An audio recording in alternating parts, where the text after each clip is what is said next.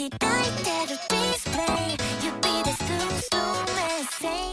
morning, Colonel Bai. It's Monday, January 17th. I'm Felicia. And I'm Catherine. And here are your morning announcements. Is your love life stale and sad? Or are you staring at your crush right now instead of paying attention to Cougar Vision? Do you have a partner? Or are you Snapchatting multiple love interests at the same time? Regardless of what your love life looks like, Valentine's Day and CB's annual Love a Lover Day are right around the corner. It's time for you to show off your funniest, cutest, cheesiest, appropriate pickup lines, no matter who you are. Yup. Send in a 30-second video of yours to the CB Start Code Instagram page for a chance to win prizes from the den. Even though we're finally back to school, the sudden shift to online learning for the past 2 weeks has undoubtedly impacted all of us. We had the chance to interview a couple of students around Ottawa about their experiences with online learning. Let's go check it out. We all know that the COVID-19 pandemic has led to significant education disruption in Ontario. I had the chance to interview a few students from different schools in Ontario and ask about their experiences with remote learning. Let's go see what they have to say. Hi, my name is Sharon Xu. I am a grade 12 student at Canterbury High School and I currently attend there for the Literary Arts program.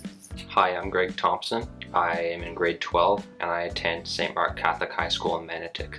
My name is Asif Rana. I am a grade 12 student and I currently attend Danforth Collegiate Technical Institute. My name is Mac Mills and I'm an 11th grader at John McCrae Secondary School. My name is Farrell Fatih. I go to Gloucester High School and I'm in grade 9. So, what does remote learning look like at your school? At my school, remote learning has changed our school structure into quadmesters. So we have 2 courses every 8 or 9 weeks. As well, they also removed exams, which is pretty nice. John McCrae Secondary School's online learning involves 2 classes a day for 1 week, and then we switch to our other 2 classes like in-person learning. Remote learning at my school has kind of shifted into a free-for-all, if you will, because different teachers have different preferences, and in terms of evaluations it's kind of hard because we can't really get feedback face to face. How has the shift to remote learning impacted your education? The shift to online learning has made it impossible to do the extracurriculars I like to do, such as band, and has also made it difficult for me to interact with some of my friends who I do not have any way to contact outside of school. Teachers are very reluctant to give us students more bigger assignments or quizzes, so that's also impacted me as I'm trying to get good marks.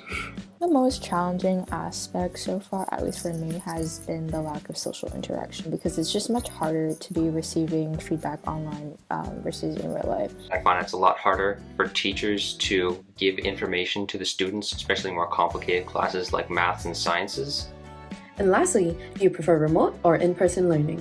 Yeah, I prefer in person because you can engage with the class, talk to people, and talk to friends. I prefer in-person learning by far. My attention issues are exacerbated by being not in a setting that is only for learning. I do prefer being in person rather than being online because I feel like I'm getting so much more from being inside the classroom itself and learning inside the classroom itself. Thank you for your responses. Now back to the desk. The Winterlude Lost Children's Services is looking for volunteers during Winterlude on Saturday, February 12th and Sunday, February 13th. To register, visit the website listed down below. Photo day is scheduled for January 21st. Stay tuned to CV to hear if that date changes. And those lovely, awkward, and uncomfortable smiles will all be recorded in our beloved and highly anticipated 2021-2022 hardcover yearbook. Let's go check out an ad for our yearbooks.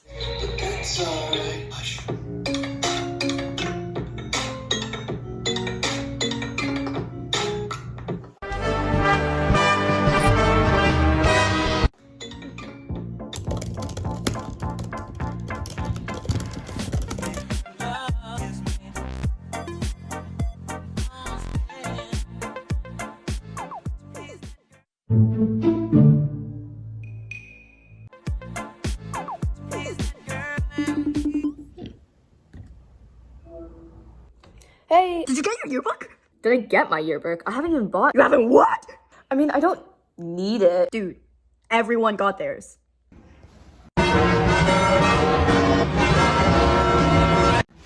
Really, everyone got theirs, right?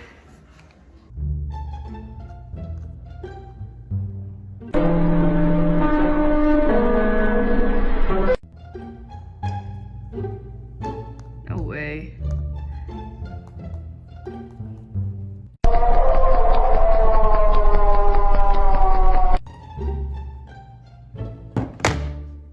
A few moments later. Oh, good morning. How are you in my house? You don't have your yearbook yet, do you? Imagine not having a yearbook. That's kind of cringe.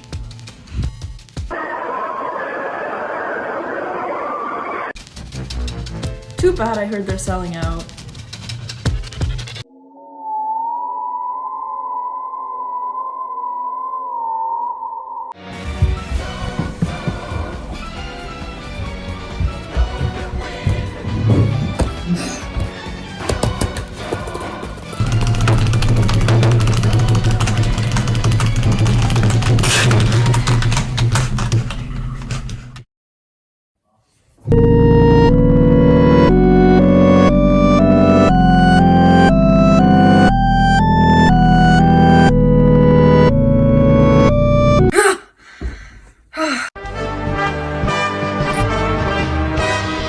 It was a dream.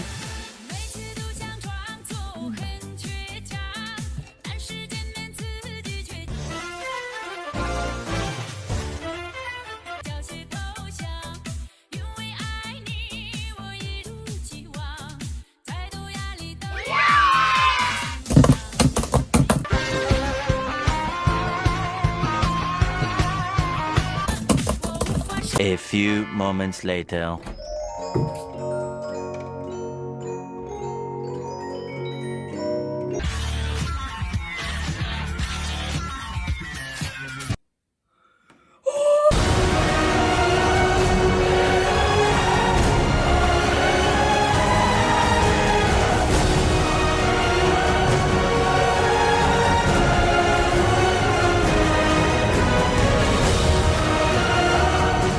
Have you applied to the University of Western Ontario for full-time studies next year?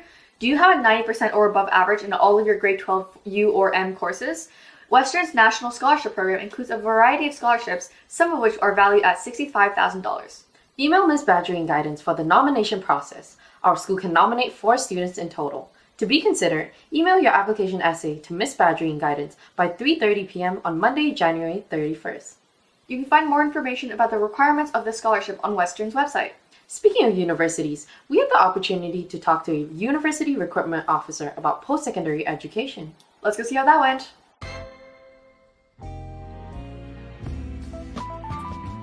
Hello, my name is Anna and I am a liaison officer at the University of Ottawa, and I have been working here for about 3.5 years now.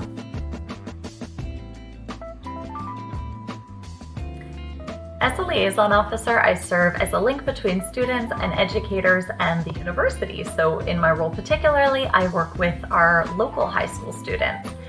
During the fall season, I visit high schools to deliver presentations that provide information about our programs, the admissions process, student experience, and scholarships. And working alongside guidance counselors, my role is to support students with them by providing relevant information and answering any questions so that students can make informed decisions about their post-secondary studies.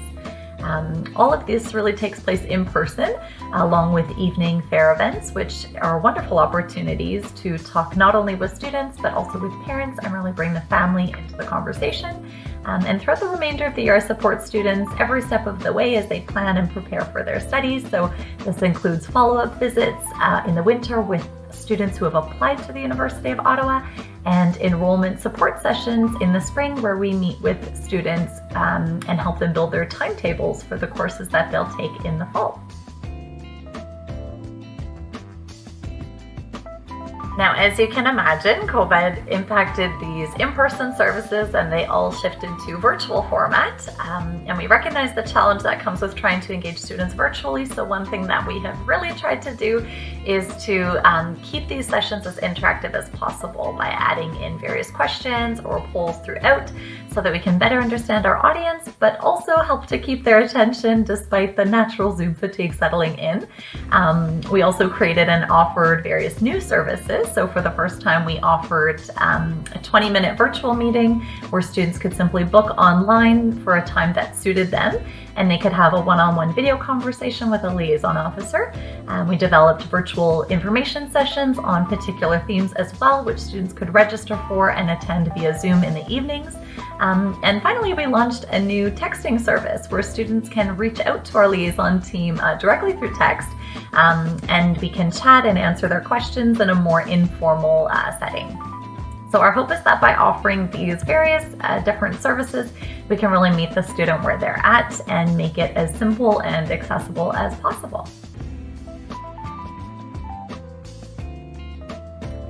All right, so my advice for prospective students entering college or university is your post-secondary experience is what you make of it.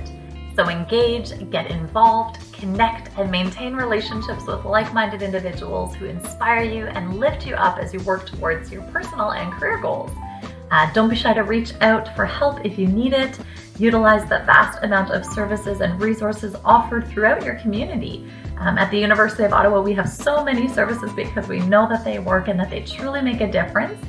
So whether you're looking to access academic advisors from your faculty, or career counseling or mental health counseling, financial aid support, sports facilities, clubs, student mentors, we have so many services, and you'll quickly notice that your post-secondary community will become your second home. That was very insightful. Yep. With a return to in-person learning, there have been new lunch protocols put in place to keep everyone here at Colonel By safe. Let's take a look at the new safety measures. New lunchtime protocols. No consumption of food or drinks permitted in the corridors at any time. All students, including grade 9s, will eat their lunch in their morning classroom or outdoors with the following exceptions. Students in portables, outdoors or cafeteria. Students in the gym, outdoors or cafeteria. Students on spare, library/learning commons or outdoors. And students who require individual support at the OR or SST rooms. Students may temporarily lower their mask while eating or drinking in the classroom. Students may leave the classroom and move freely about the corridors after they have finished eating. They may not enter classrooms other than the one that they were in for their morning class. Grab-and-go snacks will be available from 9 a.m. to 9:30 a.m. and 12 p.m. to 12:35 p.m. in room 114. Please do your part to keep us all safe. Please remember to follow OPH guidelines to help keep everyone here at CB safe. Yep, now let's go check out our Cougar of the Week. This week's Cougar of the Week is Mohammed El-Bahari. He's a grade 11 student who enjoys going to the gym, is great at League of Legends,